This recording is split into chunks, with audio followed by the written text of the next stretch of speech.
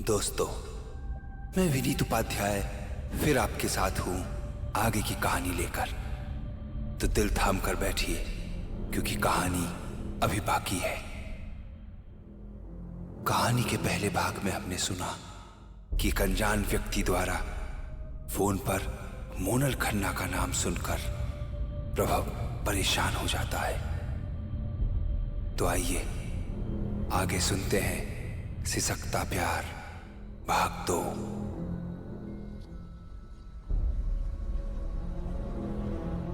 अभी प्रभव को अविनाश से बात करे हुए कुछ ही देर हुई थी कि उसके मोबाइल की घंटी फिर से बजने लगी। प्रभव ने देखा उसी नंबर से कॉल आ रही थी। क्या करूं? फोन अटेंड करूं या ना करूं?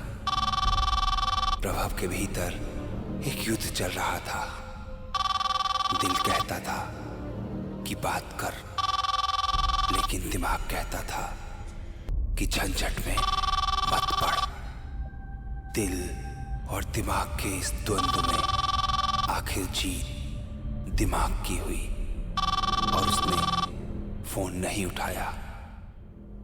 जब फोन की घंटी बजनी बंद हो गई तो उसने उस नंबर को ब्लॉक कर दिया। इसी बीच रतन काका कॉफी रखकर कब चले गए प्रभव को इसका भी पता ना चला। याददाश्त भी कितनी अजीब चीज है। किसी चीज को पूरी जिंदगी भूलने की कोशिश करो, वो भूलती नहीं, और कुछ याद रखने की कोशिश करो तो याद नहीं रहती। एक अजीब सी जद्दोजहद चल रही थी और वो बस शून्य में झांकता हुआ कुछ सोच रहा था। तभी उसके अधीनस्थ ने नॉक करते हुए पूछा, "मे आई कम इन सर?" एकदम से चौंकते हुए प्रभव ने कहा, "oh yes yes, please come in." अधीनस्थ ने अंदर आकर एक फाइल प्रभव के सामने रखते हुए कहा, "सिंघानिया प्रोजेक्ट की फाइल तैयार है सर।" अधीनस्थ को बैठने का इशारा करते हुए प्रभव फाइल देखने लगा। यूं तो उसकी आंखें फाइल को देख रही थी, लेकिन उसका दिमाग काम नहीं कर रहा था। फाइल के हर पन्ने पर उसे मोनल खन्ना लिखा नजर आ रहा था। बहुत देर तक अपने दिमाग को काबू करने की कोशिश करने के बाद उसने सहकर्मी से कहा, "ठीक है, लेकिन आज मैं इसे अपने साथ घर ले जाकर स्टडी करूंगा। Then I will come back to you tomorrow." Yes sir कहकर सहकर्मी बाहर चला गया और प्रभव भी घर जाने की तैयारी करने लगा। घर पहुंचकर प्रभव सीधे अपने कमरे में चला गया। सोच सोचकर अब उसके सिर में भयंकर दर्द हो रहा था। अचानक वह उठकर अपनी अलमारी में कुछ ढूंढने लगा। उसने सारी अलमारी अस्त व्यस्त कर दी, लेकिन जो कुछ भी वह ढूंढ रहा था उसे नहीं मिला। तभी उसे कुछ याद आया। वह भागकर स्टोर रूम में गया। उसने लाइट का स्विच ऑन किया। बल्ब एक बार जला और फिर बंद हो गया। उसने कई बार स्विच ऑन ऑफ किया, लेकिन बल्ब नहीं जला। उसने अपनी जेब से मोबाइल निकाला और उसकी रोशनी में कुछ ढूंढने लगा। मोबाइल की रोशनी में उसकी नजर पुराने बड़े संदूक पर जाकर ठहर गई।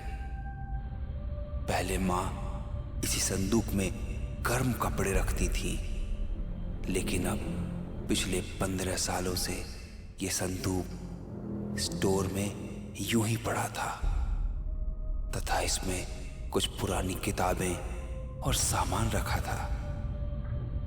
संदूक खोलकर प्रभव उसमें झांककर किताबों को उलट पलट कर देखने लगा। आखिर उसे एक किताब के नीचे दबी हुई एक लाल रंग की डायरी नजर आई। उसने अपने कांपते हुए हाथ डायरी की तरफ बढ़ाए। तभी उसे एक अजीब सी खुशबू महसूस हुई। उसने स्टोर में किसी साए की मौजूदगी को महसूस किया। धीरे धीरे वह साया पास आ रहा था। प्रभव की धड़कनें बढ़ रही थी।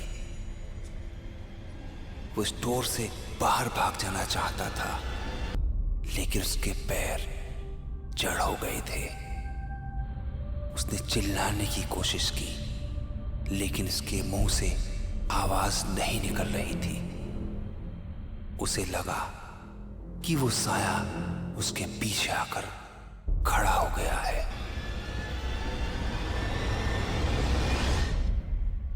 तभी खट के साथ स्टोर की लाइट जल गई। उसने चौंक कर पीछे मुड़कर देखा तो दरवाजे के पास उसकी पत्नी स्वाति खड़ी थी। स्वाति को देखकर उसकी जान में जान आई, लेकिन वह कुछ घबरा भी गया, मानो किसी ने उसे चोरी करते हुए रंगे हाथों पकड़ लिया हो। उसने हाथ में पकड़ी लाल डायरी वापस संदूक में ही छोड़ दी। अंधेरे में क्या कर रहे हो? लाइट क्यों नहीं जलाई? स्वाति के पूछने पर प्रभव को याद आया कि उसकी अनेक कोशिशों के बाद भी बल्ब नहीं जला था, जबकि स्वाति के एक बार जलाने पर ही बल्ब जल गया। उसे कुछ अजीब महसूस हो रहा था। उसने स्वाति से कहा, मैं एक पुरानी किताब ढूंढ रहा था, शायद उस समय लाइट नहीं थी। मुस्कुराते हुए स्वाति ने कहा, लाइट तो कहीं नहीं गई थी जनाब,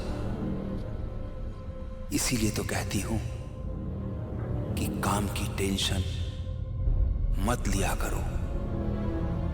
चलो आओ, मैं चाय बनाती हूं। हाँ, तुम चलो, मैं बस अभी आया, कहकर प्रभव संदूक में फिर कुछ ढूंढने का अभिनय करने लगा। स्वाति के चले जाने के बाद प्रभव डायरी लेकर अपने स्टडी रूम में आ गया। सिंघानिया ग्रुप की फाइल में डायरी रखकर वह ड्राइंग रूम में आया।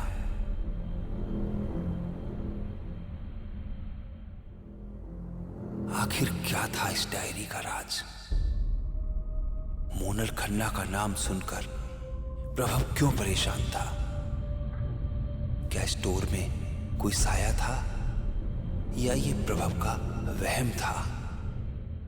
इन सब प्रश्नों के उत्तर के साथ हम फिर से मिलेंगे कहानी के अगले भाग में, क्योंकि कहानी अभी बाकी है। आप सभी को यह कहानी कैसी लगी कमेंट करके बताना ना भूलिएगा।